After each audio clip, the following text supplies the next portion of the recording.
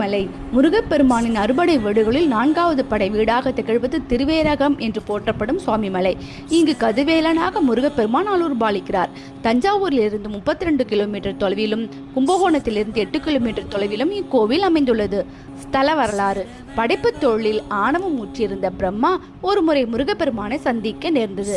அப்போது பிரம்மாவிடம், படைப்பு தொழில் செய்யும் உமக்கு ஓம் என்ற பிரணவ மந்திரத்தின் பொருள் தெரியுமா என்று முருகப்பெருமான் கேட்கிறார். இந்த கேள்விக்கு பிரம்மாவால் பதில் சொல்ல முடியவில்லை. பிரணவத்தின் பொருள் தெரியாமல் திகைத்தார். அவரை தலையில் குட்டி சிறையில் அடைத்தார் முருகப்பெருமான்.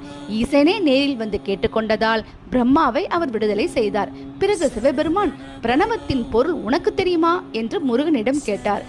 ஓ, நன்றாக தெரியுமே என்றார் முருகன். அப்படியானால் அப்பொருளை எனக்கு கூற இயலுமா என்றார் ஈசன். உரிய முறையில் கேட்டால் சொல்வேன் என்றார் முருகன். அதன்படி சிவபெருமான் இந்த சுவாமிமலை தலத்தில் சிஷ்ய நிலையில் அமர்ந்து முருகப்பெருமானிடம் பிரணவ உபதேசம் கேட்டார். இவ்வாறு இறைவனான சிவபெருமானுக்கே முருகன் குருநாதன் ஆதனால் அவரை சுவாமிநாதன் என்றும் பரமகுரு என்றும் தகப்பன் சுவாமி என்றும் போற்றுகிறோம். அதனாலேயே இந்த தலமும் சுவாமிமலை என்ற பெயர் பெற்றுவிட்டது. இத்தலத்தில் சுவாமிநாதன் 4.5 அடி உயரம் நின்ற கோலத்தில் கம்பீரமாக காட்சி தருகிறார். வலது கரத்தில் தண்டாயுதம் தரித்து இடது தரத்தை இடுப்பில் வைத்து சிரசில் ஊர்த்துவ சிகாமுடியும் மார்பில் பூநூலும் ருத்ராட்சமும் விளங்க கருணாமூர்த்தியாக காட்சி தருகிறார். முகத்தில் ஞானமும் சாந்தமும் தகழ்வதை கண்குளிர பார்க்க முடிகிறது.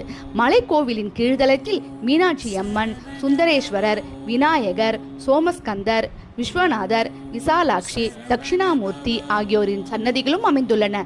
சுவாமிநாதனை தரிசிக்க நாம் 60 படிகள் மேலே ஏறி செல்ல வேண்டும். 60 தமிழ் வருடங்களின் பெயர்களை தாங்கி நிற்கும் இந்த 60 படிகளும் 2 பகுதிகளாக அமைந்துள்ளன. மேல்தளத்தில் முதலில் நமக்கு காட்சி தருபவர் கண்கொடுத்த கணபதி என்ற விநாயகர் ஆவர். இன்றும் இவரை வணங்கும் பக்தர்களுக்கு நல்ல கண் பார்வையை கிடைக்கிறது என்பது பலர் அனுபவ ரீதியாக உணர்ந்த உண்மை.